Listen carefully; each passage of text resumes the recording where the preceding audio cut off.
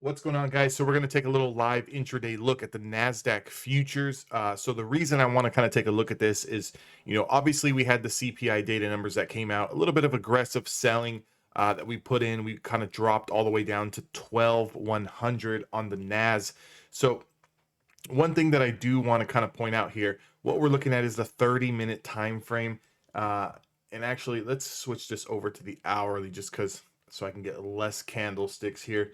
So when we look at what's going on the hourly time frame, we had this big drop on those CPI data numbers. Obviously, they came in, a little low, a little lower than last month, but did not exactly meet that expectation mark. So we got that initial flush to 12,100, and then the following hour we did try to make a push up. I kind of felt like the Bears were giving Bulls every opportunity in the world. If we kind of just look at where we stopped at on those CPI data numbers, we stopped right down here, and this is also yesterday's low. So we kind of held this area to a T, and then, as the buyers were starting to step in here, one thing I was looking at was this rejection level of the 20 period moving average on the 1 hour time frame.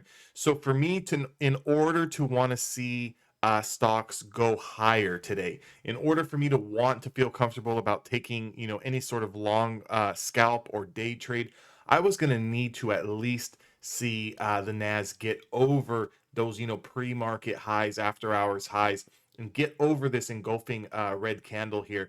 Got rejected. We did kind of chop around for a little bit. I felt like the market was very, very slow for that mid 2 hours. And right now, here we are yet again starting to make a little bit of a push down lower.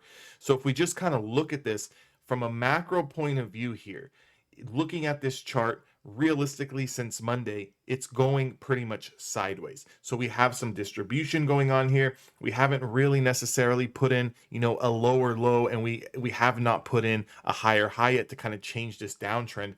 I think that if we were going to have any sort of dead cat bounce or some sort of relief bounce, we're at least going to need to reclaim that 12,555. So if you are looking to trade stocks, you are going to need to get over that 12,555 area.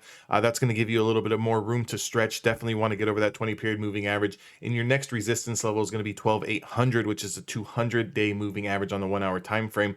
Now, that line in the sand to the downside is still going to be sitting down here at 12.1. Okay, so anything below this 12.1 here, I would say this is an easy short position here for all of you guys looking to take scalps on the NASDAQ futures. We're going to kind of have to go to a smaller time frame. Again, just understand that when you are trading the smaller time frames and you are trading futures, that they can tend to move around very, very quickly. Each candlestick can be very, very volatile. So make sure you're giving yourself, enough room for the trade to work out. As of right now, 12,168 is a short position for me if we do start to lose these lows here down into the 12,100 area.